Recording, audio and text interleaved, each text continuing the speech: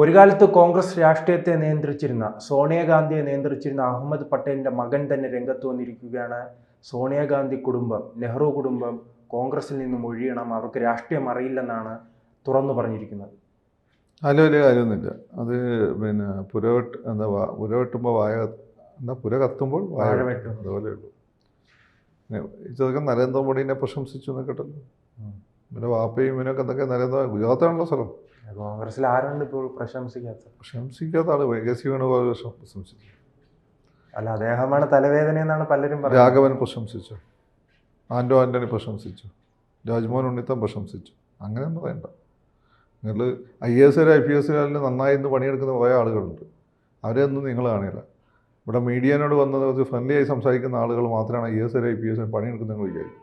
അത് മറ്റൊരു പബ്ലിസിറ്റി വേണ്ടാത്തതുകൊണ്ട്. അതുപോലെ കോൺഗ്രസിനോട് കൂറുള്ള ഒരുപാട് ആളുകളുണ്ട്. ഞാൻ പറഞ്ഞത് അതല്ല. ഇപ്പം നരേന്ദ്രമോദിനെ പ്രശംസിച്ച് ഒന്നുകൊണ്ട് RSS കയ്യടി കിട്ടും, അതിൽ വലിയ കാര്യമൊന്നുമില്ല. ഈ പ്രശംസിക്കുന്നതിൻ്റെ ഉദ്ദേശം എന്താണ്? എന്നോട്ടാണ് ഇവൻ പ്രശംസിച്ച് തുടങ്ങിയത്? എന്താണ് ഇവൻ പ്രശംസിക്കാൻ കാരണം? ഞാൻ എന്തുകൊണ്ട് മോഡിൻ്റെ ചില നിലപാടുകളെ ഞാൻ സപ്പോർട്ട് ചെയ്തു, ശക്തനായ വിമർശകനായിരുന്നു ഞാൻ സപ്പോർട്ട് ചെയ്തു എന്ന് വെച്ചാൽ അതിന് കൃത്യമായ കാരണങ്ങളുണ്ട്. അത് പൊതുവെ രാജ്യത്തിന് ഗുണാകരമാണെന്ന് എനിക്ക് ബോധ്യമായി. പിന്നെ ഞാൻ ആഗ്രഹിച്ച പോലെ പാകിസ്ഥാനെതിരെ തിരിച്ചടി കൊടുത്തു. ഞാൻ ഒരു ദിവസം കൊണ്ട് 5 വർഷത്തെ പെർഫോമൻസ് നോക്കിയിട്ടാണ്. അല്ലാതെ 10 വർഷം കഴിഞ്ഞ് 12 വർഷം കഴിഞ്ഞ് ഞാൻ ഉദ്ദേശിച്ച ലോക്സഭാ സീറ്റ് എനിക്ക് കിട്ടാത്തതുകൊണ്ടല്ല. മനസ്സിലായല്ലോ? ഇവൻ്റെ കാര്യം അങ്ങനെയല്ല. കഴിഞ്ഞ ലോക്സഭാ സീറ്റ് ഇവൻ്റെ വാപ്പ കൊണ്ട് അനുസരിച്ച് സീറ്റ് ചോദിച്ചു, അത് കോൺഗ്രസ് കൊടുത്തില്ല. പിന്നെ ഇവൻ്റെ വാപ്പ ചെയ്ത ദ്രോഹങ്ങൾ ഒരുപാടുണ്ട്. ഇവൻ്റെ വാപ്പ അവിടെ ഓർഗനൈസേഷൻ സെക്രട്ടറി ആയിരുന്ന സമയത്താണ് RSSനെ ഭീകര സംഘടനയാക്കി ചിത്രീകരിക്കാനുള്ള ശ്രമമൊക്കെ ചിദംബരത്തിൻ്റെ നേതൃത്വത്തിൽ നടന്നത്. അത് ഇവൻ്റെ വാപ്പ അറിയാതെന്നല്ല.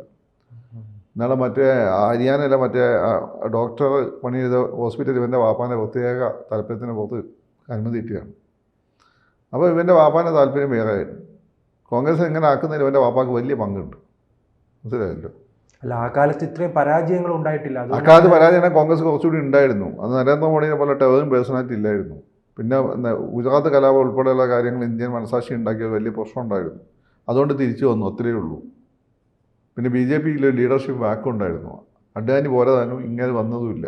നരേന്ദ്രമോദി എമേർജ് ചെയ്ത് വരുന്നേ ഉണ്ടായിരുന്നു. അല്ല, ഇവൻ്റെ വാപ്പാൻ്റെ പ്രത്യേക കഴിവുണ്ടെന്നല്ല. ഇവൻ്റെ വാപ്പാൻ്റെ പ്രത്യേക കഴിവുണ്ടെങ്കിൽ ഇവൻ്റെ വാപ്പ സ്ഥാനം എവിടെയെങ്കിലും നശിച്ചു, അത് നിനക്ക് കഴിവുണ്ടെങ്കിൽ നിൻ്റെ അണ്ടറിലെ ഒരു പാർട്ടി നീ മരിച്ചു കഴിഞ്ഞാൽ ഒരു 10 വർഷമെങ്കിലും ഓടും. ഇവൻ്റെ വാപ്പ ജീവിച്ചിരിക്കുമ്പോൾ തന്നെ തോൽവി തുടങ്ങിയത്. എന്ത് ഇവനെ വാപ്പ കണ്ണില്ലായിരുന്നു. അല്ല, സോണിയാഗാന്ധിക്ക് ഉൾപ്പെടെ ഉപദേശങ്ങൾ നൽകുന്ന, അതാണ് പറഞ്ഞത്, ഉരുക്കു മനുഷ്യനെന്നല്ല. അയാളാണ് കോൺഗ്രസിൻ്റെ ഈ ഒരു അതിതീവ്ര മൈനോറിറ്റി നിലപാടിലേക്ക് പോയത്. ഈ അതിതീവ്ര മൈനോറിറ്റി നിലപാടിനെ സോണിയാഗാന്ധിനെ ഉപദേശിച്ച് വിട്ട എങ്ങനെയാ?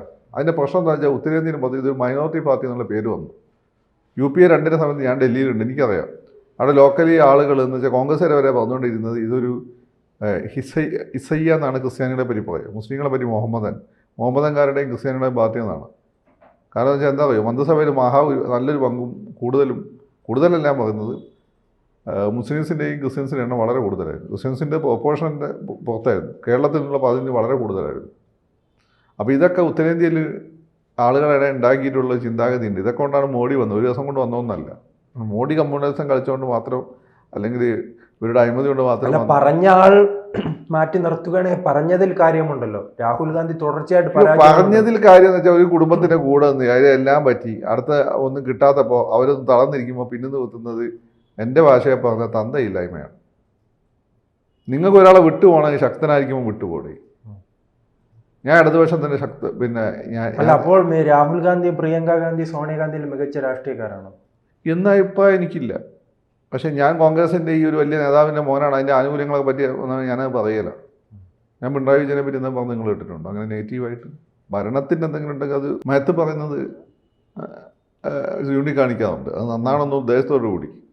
അല്ല, പാർട്ടിക്ക് അടിക്കടി ഉണ്ടാകുന്ന ഈ തെരഞ്ഞെടുപ്പ് തോൽവികൾക്ക് കാരണം നെഹ്റു കുടുംബമാണെന്നാണ് പറയുന്നത്. ഇതിലെന്താ അങ്ങനെയാണ് എന്ന് പറയുന്നതിന് അർത്ഥമൊന്നുമില്ല.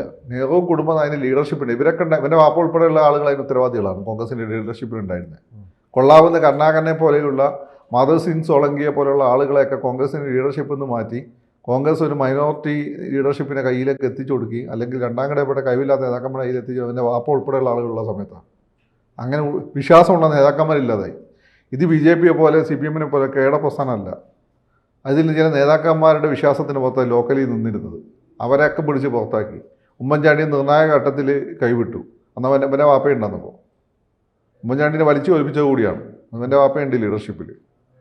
ഇതൊക്കെ ചെയ്തിട്ട് കോൺഗ്രസിന് ക്ഷീണം വന്ന് നിൽക്കുമ്പോൾ രാഹുൽ ഗാന്ധി കൊള്ളില്ല. ഇവർക്ക് പണ്ടേ ഓർമ്മല്ലേ, രാഹുൽ ഗാന്ധിക്ക് ഇത്രേ പറ്റുമെന്ന് പണ്ടേ എല്ലാവർക്കും അറിയാം.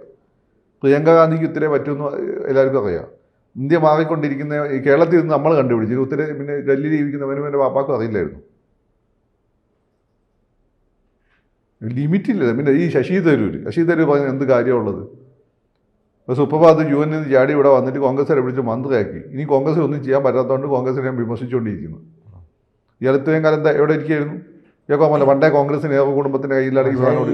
സാർ പറയുന്ന ധൈര്യം കോൺഗ്രസിനില്ല നടപടി എടുക്കാന്ന് വെച്ചാൽ ഉള്ളതും കൂടി പോകണ്ടെന്ന് വിചാരിച്ചിട്ട്. കാരണം ശശി തരൂർ ഒരു സംഭവം എന്ന് വിചാരിച്ച് നടക്കുന്ന ഒരുപാട് ആളുകളുണ്ട്. എനിക്ക് അയാൾ പേഴ്സണലി ബഹുമാനമൊക്കെയാണ്. UN ചെയ്ത കാര്യങ്ങളൊക്കെ പുറത്ത് നമ്മളെ നാട്ടുകാരനാണ്, അതിന് ബഹുമാനമുണ്ട്. പക്ഷേ അയാൾ കോൺഗ്രസിന് വർക്കിംഗ് കമ്പനി മെമ്പറായതുകൊണ്ട് ചെയ്യുന്നത് ശരിയല്ല. ഇതന്നെയാണ് ഈ പറയുന്നത്. എനിക്ക് വേണം കോൺഗ്രസ്, എൻ്റെ ഫാമിലിയെ കോൺഗ്രസിന് അങ്ങോട്ട് കൊടുത്തിട്ടേ ഉള്ളൂ. അതുകൊണ്ടാണ് അങ്ങനെയാണ് ഞങ്ങളൊക്കെ സാമ്പത്തികമായിട്ടൊക്കെ ബുദ്ധിമുട്ട് പോയത്. ഇവൻ്റെ വാപ്പയൊക്കെ അങ്ങോട്ട് കൊടുത്തിട്ട് എത്ര കൊടുത്തെങ്കിൽ ഇഷ്ടംപോലെ ഉണ്ടാക്കിയിട്ടുണ്ട് കോൺഗ്രസ്. ഇപ്പം ഇവൻ്റെ പ്രശ്നം എന്താണ്? സീറ്റ് കിട്ടാത്തതല്ലേ. അല്ലെങ്കിൽ ഇപ്പോൾ 5 വർഷം നരേന്ദ്രമോദി ഭരിക്കുമ്പോഴേക്ക് തന്നെ തിരിച്ചറിയാൻ പറ്റും നരേന്ദ്രമോദിയുടെ മാൻഡേറ്റും കോൺഗ്രസ് ഇല്ലാതാവുന്നത്. അന്ന് പറയേണ്ടിയിരുന്നു.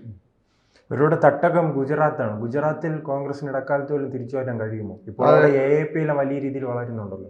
അത് കോൺഗ്രസ് തിരിച്ചുതരാൻ ബുദ്ധിമുട്ടാണ്. നിലവിലുള്ള സിസ്റ്റം മാറാതെ കോൺഗ്രസ് തിരിച്ചുതരാൻ പറ്റില്ല. നെഹ്റു കുടുംബം മാത്രമൊന്നല്ല. ഇനി ശശി തരൂരിനെ പിടിച്ച് പ്രസിഡന്റ് ആയി കഴിഞ്ഞാൽ ഇത് പല ഛിന്ന ഭിന്നമായി പോകും പാർട്ടി. കാരണം നെഹ്റു കുടുംബത്തോടുള്ള ഒരു ഭക്തിൻ്റെ പുറത്താണ് ഇപ്പോൾ ഒരുമിച്ചെങ്കിൽ നിൽക്കുന്നത്. അല്ല അതുകൂടി ഇല്ലാതായി പോകും ബൈറ്റിംഗ് ഫോഴ്സ് എന്ന രീതിയിൽ. ശശി തരൂർ വേണം അങ്ങനെ ശശി തരൂരിനൊക്കെ ധൈര്യം പുതിയ പാർട്ടി ഉണ്ടാക്കട്ടെ എന്ന്. എന്തിനാണ് അവിടെ കൊട്ടിപ്പിടിച്ചെടുക്കുന്നത്? പാർട്ടി ഉണ്ടാക്കുക. രാജീവ് ചന്ദ്രശേഖരനോട് കമ്പനി കൂടുക. രാജീവ് ചന്ദ്രശേഖർ ഒരു ടൈം മുഖ്യമന്ത്രി ആയി തരും. ആക്കി മുഖ്യമന്ത്രി ആയി കൊടുക്കും രാജീവ്. BJP അങ്ങനെ കേരളത്തിലുണ്ട്. അതെ. പക്ഷേ പരീക്ഷിക്കും. നിങ്ങളെന്തിനാ അറച്ചു നിൽക്കുന്നത്? രജനീകാന്തിനെ പോലെ മോഹൻലാൽ വരുമോ ഇല്ലയോ എന്ന് പറഞ്ഞാൽ എന്തിനാ പറച്ച്? രജനീകാന്ത് അങ്ങനെയാണ്. ഇടയ്ക്ക് കാലം വെക്കും, പിന്നെ വലിച്ചളയും. നിങ്ങൾ ഇറങ്ങുന്നു. നിങ്ങൾക്ക് ഇത്രയും സപ്പോർട്ടൊക്കെ ഉള്ളതല്ലേ, നിങ്ങളതിന് പാർട്ടി ഉണ്ടാക്കുക. രാജീവിനെ സപ്പോർട്ട് കൊടുക്കുക, രാജീവിനെ ഒരു കൈ സഹായിക്കുക.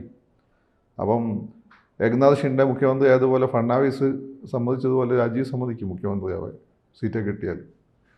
ചെയ്യുന്നു. എന്താ ചെയ്യാത്തത്? അല്ല, കേരളത്തിൽ അങ്ങനെ സാഹചര്യം അതേ പറഞ്ഞത്. പിന്നെ നിങ്ങൾ പറയുന്നതിന് അർത്ഥം എന്താ? ശശി തരൂർ ഉത്തരേന്ത്യ പോയി പാർട്ടി ഉണ്ടായാൽ രക്ഷപ്പെട്ടു. ശശി തരൂർ കേരളത്തിലല്ലേ രക്ഷപ്പെടാൻ പറ്റുള്ളൂ. ശശി തരൂർ ഇനി പിന്നെയും മര്യാദ ഉണ്ട്. കാരണം ശശി തരൂരിനെ കൊണ്ട് കോൺഗ്രസിന് ആവശ്യമുണ്ടായിരുന്നു. അത് വലിയൊരു പൊസിഷനിലിരുന്നതാണ്. ബെന്യുമൻ്റെ വാപ്പയൊക്കെ കോൺഗ്രസിനെ കാർന്ന് നിന്നിട്ടല്ലേ ഉള്ളൂ. അതുകൊണ്ടല്ലേ ഇവരൊക്കെ അറിയപ്പെടുന്നത്. ശശി തരൂർ അല്ലെങ്കിൽ അറിയപ്പെടും, എഴുത്തുകാരനാണ്. സാറ് പറഞ്ഞു വരുന്നത് ഉത്തരേന്ത്യയിൽ ഈ തീവ്ര ന്യൂനപക്ഷ പ്രീണനത്തിലേക്ക് പോയത് ഈ അഹമ്മദ് പട്ടേലാണ് ഒരു പ്രധാനപ്പെട്ട കാരണം. അയാളുടെ ഉപദേശമാണ്. പാർട്ടി ഉണ്ടാക്കാൻ നോക്കേണ്ടിയിരുന്നു. അല്ല ന്യൂനപക്ഷങ്ങളെ പീഡിപ്പിച്ചുകൊണ്ട് മാത്രം കാര്യമൊന്നുമില്ല. അതോടുകൂടി ഉള്ള ഹിന്ദുക്കൾ അകന്നു പോയി. ഹിന്ദുക്കൾ അകന്നു പോയി കഴിഞ്ഞാൽ ഏത് പ്രസ്ഥാനത്തിലാണ് ഇന്ത്യയിൽ ദേശീയതലത്തിൽ രക്ഷപ്പെടാൻ പറ്റും? RSS എന്തുകൊണ്ടാണ് മോഡിയുടെ പിന്നിൽ ശക്തമായ? RSS അങ്ങനെ രാഷ്ട്രീയത്തിൽ ഇടപെടാറില്ല. BJP വെച്ചാൽ കോൺഗ്രസ് വെച്ചാൽ അവരെ കാര്യം നടക്കും. ഈ RSSനെ ഭീകര സംഘടനയാക്കാനുള്ള ശ്രമം തുടങ്ങിയോടുകൂടി എന്നാൽ പിന്നെ കാണിച്ചു കൊടുക്കാമെന്ന് ഇറങ്ങിയല്ലേ, വെറുതെ പണി മേടിച്ചതല്ലേ. അതാണ് കാര്യം. അതായിട്ട് നമ്മളെ ആളുകളൊക്കെ കയ്യൊക്കെ കടിച്ചു. RSS അടുത്ത ദിവസം സത്സംഗജാലൊക്കെ അറസ്റ്റിലാവുമെന്നൊക്കെ വിചാരിച്ചു. പിന്നെന്താ സംഭവിച്ചെന്ന് കണ്ടിട്ട് അത്രയേ ഉള്ളൂ. ചർച്ച പോലും ചെയ്യരുത്. ശശി തരൂർ പറഞ്ഞാൽ പിന്നെയും നമുക്ക് ബഹുമാനിക്കാം. അദ്ദേഹം വലിയ പൊസിഷനിലേക്ക് എടുത്തിട്ട് വന്ന ഒരാളാണ്. അദ്ദേഹത്തോണ്ട് കോൺഗ്രസിന് ഗുണമൊക്കെ ഉണ്ടായിട്ടുണ്ട്. ശശി തരൂർ അല്ലേ ചിലപ്പം ആ സമയം ഇവിടെ ജയിക്കണമെന്നില്ല. കുറച്ച് വിജയങ്ങൾ ശശി തരൂർ കൊണ്ടുവന്നത്. അല്ലെങ്കിൽ അങ്ങോട്ട് മാറിയായിരുന്നു. മാത്രമല്ല അദ്ദേഹം സ്വന്തമായ പേരുണ്ട്. അദ്ദേഹത്തെ കോൺഗ്രസിലൂടെ അല്ല നമ്മൾ അറിയുന്നത്. ഇവനൊക്കെ എന്ത് പേരാണ് ഉള്ളത്? ഇവൻ്റെ വാപ്പ അറിയുന്നത് കോൺഗ്രസിലൂടെ, ഇവനറിയുന്ന വാപ്പാൻ്റെ പേര്. പിന്നെ ഇവനൊക്കെ നല്ല തന്തയ്ക്ക് പറഞ്ഞൊക്കെയാണ് കോൺഗ്രസ് ഇനി തിരിച്ചു വരുമ്പം വിട്ടുപോകണം. അല്ലാതെ കോൺഗ്രസ് ദുർബലമായിരിക്കും വിട്ടുപോകുന്ന ഒരു കാര്യമില്ല. ഇനി BJP സ്വീകരിക്കുമെന്നാണെങ്കിൽ എനിക്ക് തോന്നുന്നില്ല ഈ പറഞ്ഞ ഇൻറ്റഗ്രിറ്റി ഇല്ലാത്ത ആളുകൾ BJP ചിലപ്പോൾ തൽക്കാലം ഉപയോഗിക്കും, അത്രയേ ഉള്ളൂ. അങ്ങനെ പല ആളുകളെ അവർ ഉപയോഗിച്ചിട്ടുണ്ട്. പക്ഷെ പിന്നെ ഇങ്ങനെയുള്ള ആളുകളൊക്കെ ആരും വിശ്വസിക്കട്ടെ. ഈ മുസ്ലിം കമ്മ്യൂണിറ്റിക്ക് വേണ്ടി ഹിന്ദുക്കളെ മൊത്തം പണിക്ക് കിടന്ന കോൺഗ്രസിന് അവർ ദുർബലമായ സമയത്ത് അവരെ തള്ളിപ്പറഞ്ഞ് ഇവന് നാളെ RSSനെ തള്ളിപ്പറയുന്ന വല്ല ബുദ്ധിമുട്ടുണ്ടാവും. അങ്ങനെയല്ലേ അവർ ചിന്തിക്കുള്ളൂ. അതിനൊന്നും ഒരു കാര്യമില്ല. കൂടുതൽ വാർത്തകളും വിശേഷങ്ങളും നിങ്ങളിലേക്ക് എത്താൻ ABC മലയാളം സബ്സ്ക്രൈബ് ചെയ്യുക, ബെൽ ബട്ടണും അമർത്തുക.